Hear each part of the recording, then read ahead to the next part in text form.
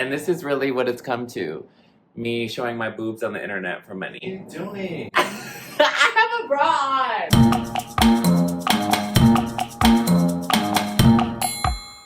Hi T, what's juice? It's Erica Mara and I'm back. You knew I never leave you alone, and we're here for a 6-month hormone update. And legend has it, if you're a young woman who starts taking hormones, suddenly a man just appears in your bed. And it really works. I've been on hormones for 6 months, and I know the only thing you guys care about are my boobs, so okay, boom. Here we are. They're kind of giving in the strapless bra. I feel like that was the first thing that changed when I started taking hormones. I started at a really low dose. Like, this looks really salacious. Let me put that back up. I started really low, 5 milligrams every 2 weeks or something on like estradiol injections. Within 3 months, that was when my boobs started growing. Like, it was really wild. Like, I was always worried that my boobs were gonna grow and I wasn't gonna recognize my body. I've never dated anyone who treated my chest any differently than just like boobs, so I was like, what am I, really looking for this type of treatment? But they've grown in a way that was subtle enough that like let me get used to my body as it changed, but not too much to where it freaked me out. 6 months later, they are really doing what they meant to do. And Nestor's here. Say hi, Nestor. What? I thought you were gonna say hi. No, I'm not in this. And can you talk to me off the camera then? Okay. So right now I'm on a really high dose of estrogen and testosterone blocker, where at first I started very low, like the minimum you can take. Every 2 months I basically doubled it. So now 6 months later, I am on 60 milligrams of estradiol every 2 weeks. And the recommended dose is 5 milligrams to 30 every 2 weeks. So I'm kind of double that. And then for Lupron, testosterone blocker injections, I am on 15 milligrams, which the recommended dose is 7.5. But honestly, I feel like my body really changed the most when I was on the recommended dose. So there might be something about being in that sweet spot of where the hormones actually change your body versus you're kind of overdosing on them. I might be in that stage, but I don't know. I haven't gotten my levels tested since I've been taking hormones because my doctor... I know, Nestor keeps telling me to get my levels tested, but it's like, for what? What is it gonna tell me? Like, What do you mean for what? What is it gonna tell me? To stop taking hormones? Can't let your testosterone drop to 0. My testosterone might be 0, and for some reason I think that would make me more beautiful, but I don't know. I feel like it's just really giving me a lot of side effects. But I haven't noticed any changes in my face, honestly. Have you? Your face actually looks thinner. Thinner? Well, I'm also on Ozempic, so it might be that. I'm microdosing Ozempic, you guys. That's a whole nother video. We'll get into that later, but Pause it. okay, what? I don't want to be seen wearing shorts. But I have to go over there real quick. I'm gonna go from Tansin. Nestor just got back from Folsom. Stop. But me personally, yeah, I don't see any, like, that much difference in my face. I feel like I've always looked like this. So I don't know if that's, like, a positive or negative thing. Other girls that I've known, their face changes a lot. But maybe their face didn't change for, like, a year or two. But 6 months in, I feel like I look exactly the same. But my body... My ass is huge. This was me. This is a clip from me at the Nicki Minaj concert the other night. And it was my first time like going just full ass out, titties out. I feel like I have like this here new body, this here new body. Mama, there's an ass behind you. Mama, a girl behind you. What are you? I never really related to those girls, those trans girls who get their boobs done and their BBL done and then they're running around in pasties and like a thong and calling that an outfit. But I get it now. Even me showing new jeans to my mom was like, when did your ass get so big? Shanti gives me my injections every week in my butt back here. Every time she does it, she's like, your ass has gotten bigger from last week. That also might be because I'm fat. Like, I don't know. Like, I can't tell. There are girls who like don't get a lot of breast growth and like butt growth, but I gained a lot of weight while I was on estrogen. That's like the reason why we're on Ozempic now, because I don't want to gain that much weight. But I did see a video of a girl saying, if you're not gaining weight while your body is going through this new puberty, redistributing the fat in your body, then you're kind of doing a disservice to yourself. So Is this that one brunette girl? how do you know about that one brunette girl? I told you the chasers just show up to your house. Oh my God. Of course she owes me $20. Oh, so you're gonna take Autumn on a date. Suddenly you're not a tranny chaser tonight. How do you know about Autumn? Okay. The fucking girls know about you. We all talk about you. Good things? I feel a little curvilicious. Do you feel like I'm more curvy? Yeah. Yeah, okay. So more curvy, my face hasn't changed, my boobs are definitely bigger, my ass is bigger. My feet haven't shrunk, but my feet were always pretty cute. What should we go into next? The mental side effects? Okay, so I think that's all the good stuff that happened. Everything else from here on out is bad. Stay with me. What? Wait, are you coming back? So emotionally, I don't feel like it's been overwhelming or anything. Like, I hear a lot of stories of like, you know, the girls will just break out into tears at anything. They get like kind of irritable, aggressive. I don't have any of those side effects, but I do be falling in love with everybody that shows me like attention. My first like 3 months in, I accidentally fell in love with my best friend for like a week, like a crush. And yeah, that didn't end well. So but 1 week after that, I fell in love with this woman. And I've never been attracted to women. I am attracted to feminine men. I mean, look at Nestor. I'm attracted to feminine minds in all of the men that I've dated and like the friendships that I have with men. I've always wanted like a femboy prince to date who's really tall and cute. And then I wanted a feminine man so much that I accidentally fell in love with a woman, which I hear happens. So if you want to see that video, I hear a lot of the girls start dating women after, like the hormones will make them attracted to women. Really? Yeah, that's why there's all these trans lesbians. Oh, I thought you meant like the feminine man to woman pipeline. The lesbian you were dating? Yeah.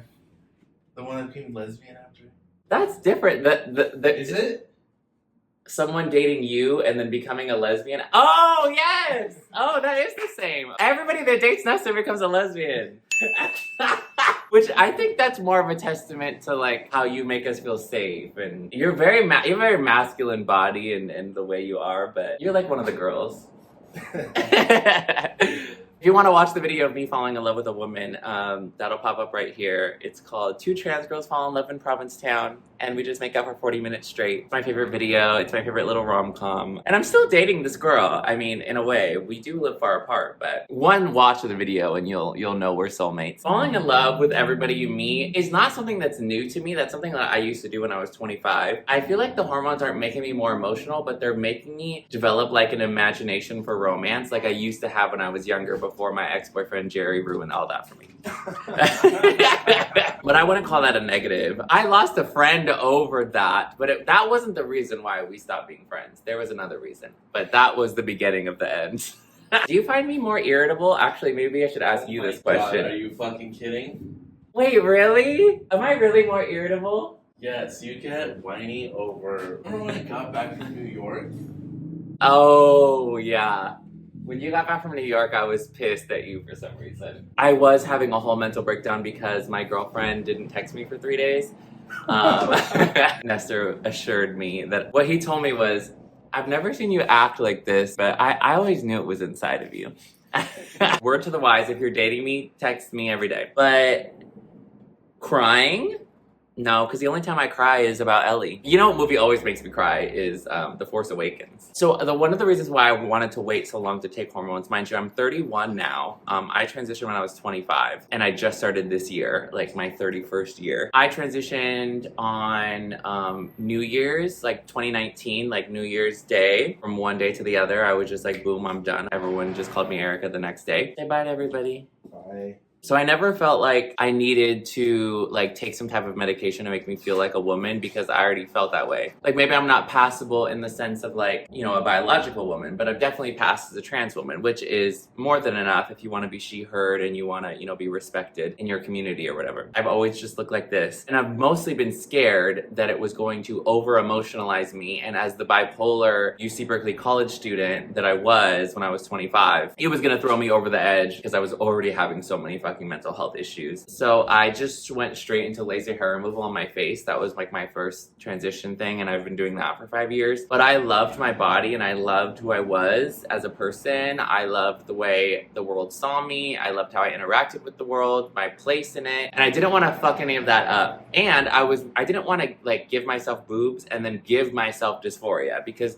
transitioning, like from day to the next day, like completely eliminated my dysphoria. Like the treatment for the gender dysphoria was just socially transitioning, and that worked great. I feel like when you're looking for a treatment to an illness like gender dysphoria, you're not like gonna throw everything you need at it. You like try one thing at a time and see if that treats the condition. And if it does, then you know, don't F with it. Oh, and if you wanna watch my video on why I'm terrified of taking hormones, you can find that right here. It goes through everything I felt when I was considering taking hormones, but I wanted to talk about it with my friend who has been very successful on the therapy, and I wanted to express my concerns and get it out there because I felt like maybe I'll just never do it, but here we are. So check out that video right now. I wasn't experiencing more dysphoria until probably like the end of last year, mostly because I was getting older, so I didn't want to age like a man aging with testosterone in your body, which gave me a little bit of a wake-up call. Plus now I'm in a really stable point in my life. My job is going really well. I have a beautiful apartment. I live in San Francisco. My grocery store clerk respects me. My bartender respects me. My friend group is really stable. Now that I'm in a really good place, I thought, okay, let me just throw this on top of it. I can medically transition. And it worked. I mean, I love estrogen. I love the testosterone blocker. Every time I take it, I feel alive. Always like looking forward to that next dose. It really does make me feel at home in my body and my mind. It didn't really change the way I thought, which I also was worried about. I've taken like Lamictal, lithium, that kind of stuff, and it changed the way my mind works because I love my mind. I feel like I could confidently say that it didn't change the way that my mind works, which is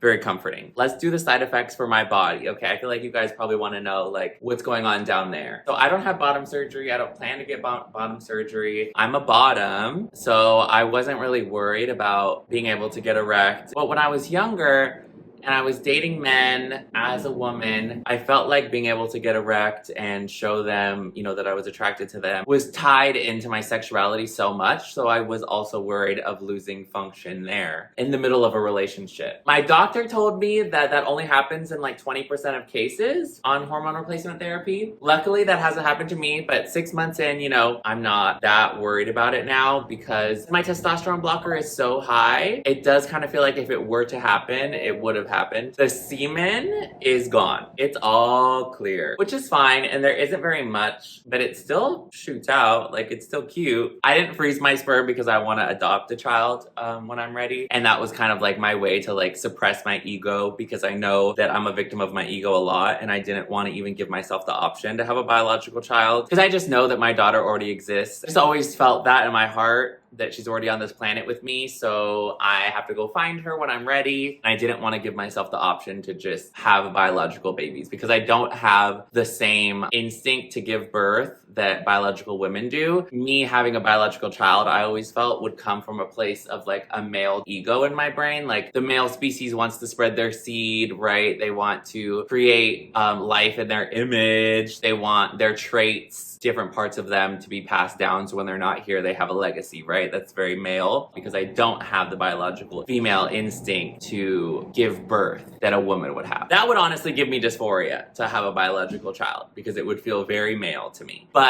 giving care, nurturing, mothering, all the things that would come naturally to me to a child that's already on this planet, that's my dream. That's what's gonna happen. So I didn't freeze my sperm, but if you wanna have kids of your own, do it because it's gone in like the first month. I have lost a lot of my libido. I didn't feel like I had that much to start with, which is maybe why it left so quickly until, you know, I started dating this girl. I hadn't had sex in like a year. So I knew this was a possibility because I've heard Blair White talk about it a lot. So at this point in my life, I was dating like sugar daddies and stuff like that before I started dating this girl. So worrying about my libido just wasn't that important to me. When I started dating her, I was kind of worried that I wasn't gonna wanna have sex and, you know, that part of my life was kind of over and I was gonna need to look into like Blue Chew or Viagra or something to just like, but I'm just as horny as I always was, but just for her. Like there's really only one person I want to have sex with, so what I will say about medically transitioning for the first time after already looking like this and being a woman for so long, medically transitioning has made me feel more ready and interested in going further. I'm interested in getting my breasts done, which I've never thought before, mostly because like I said before, I was worried that you know, breasts weren't gonna look good on my body and it was gonna give me dysphoria. And I also wanna get FFS, facial feminization surgery. But I just wanna, you know, just do my nose. I feel like that's the most masculine part about me. I mean, you could tell me in the comments all the other masculine parts about me, that's fine. And those are things that I thought I could live without, but being on hormones does actually make you want to present more like a biological woman than a trans woman, I feel. I was always comfortable just being seen as a woman, respected as a woman, but like ultimately not passing, like that was never my goal. Now that I've been on the hormones for 6 months, I feel like that's more of my goal. I don't actually think it's gonna happen fully, and that's just me being realistic, but I do want to get closer. So overall, I feel very pleased with the hormone replacement therapy. I definitely need to get my levels tested. Don't be like me. Get an endocrinologist and a doctor that could monitor this. That was my bad. Oh, and a side effect that I need to mention that's really important is I had maybe 5 months in a 7-day long migraine. And I've never had migraines before. I have headaches all the time. This was my first migraine. So I didn't know how to go about treating it or what was supposed to happen or why this is happening to me. It lasted for about 3 or 4 days, and then I was able to get it to go away for 1 day, and then it came back and lasted 7 more days. And the only relief that I could find is going to the shop and getting gummies. And so I was on like 10 milligrams of gummies every 2 hours. So I would go through like a whole pack of 10 in 1 day because that felt like the only medicine that I had access to really easily. You know, it's legal. They have like the Walmart version of those type of stores here where I live. And I would do a lot of walking. So getting the blood pumping, walking, I would walk for like 7 hours straight because that's the only relief I would have. I do Soul Cycle. I have an at-home bike and I go to the Soul Cycle in my area, and that would give me relief. But other than that, I just wasn't prepared for it. It would last all night long. I wasn't sleeping. It was so painful. I just remember being up in the middle of the night just being like, I'm not gonna wake up if I fall asleep. I have to stay awake. Like, this is really dangerous. So I ended up going to the urgent care, getting sumatriptan. That was the only thing that helped it. Well, you know, my doctor's still on maternity leave. I haven't been able to discuss this with her, but my thoughts from WebMD is that this is a hormonal migraine because it onset right the day before I was supposed to take my next estrogen dose, which I was taking once every 2 weeks, which apparently a lot of women experience as they're about to start their period and their estrogen levels drop really low. They get hormonal migraines. So that was what I thought was happening. I'm not sure, but the only thing I've changed about my body or my, you know, my medication are these hormones, and the new side effect is this migraine. So to combat this, I started taking half the dose of my estrogen every week. So instead of waiting every 2 weeks, I would do once a week, but half as much as I was taking. And that was a month ago. So far, it hasn't come back, you know, fingers crossed. Don't take my advice, it's not medical advice, but that is something that could happen. One of the side effects that I've experienced because my dose is so high, probably. I thought I would have an issue with my voice not changing with my body, but at this point, I've been on YouTube for so long, and I have a podcast that I've been doing for years, The Gaggis with Erica and Camille. You could check it out right here. And if you wanna know more about the story of how I met my girlfriend, you could check out the episode Erica Goes Full T for T Lesbian. It's right on this YouTube channel. So I've just heard my voice for so long that I'm fully comfortable with it, but the body changes are welcome. My mind has stayed the same. I don't think like a female now. I don't think like a woman now. I just think like Erica, like I've always done, which I'm so excited about. It hasn't interacted with the other medications that I'm taking, which is just Ambien to go to sleep and the Ozempic. I think that you should talk about it with your therapist and your doctor if this is like the right path for you. But for me, it was it. I feel wonderful. I would do it all over again, and I honestly wouldn't change when I started. I would have still waited till I was 31 if I could do it all over again. This feels like the right time. Subscribe to the channel, you guys. Like this video because I know you liked it. If you believe in life after love, share this video with your friends. Like I said before, check out my podcast, The Gaggis with Erica and Camille. I have a whole bunch of other videos to check out on my channel. And you definitely need to watch the video of me and Ellie, 2 trans girls fall in love with Provincetown. It's my favorite video, and I think you guys are going to really love it. If you have any questions about any of the things that I talked about, put it in the comments. Anything else you think I should change about my body? Okay, bye guys.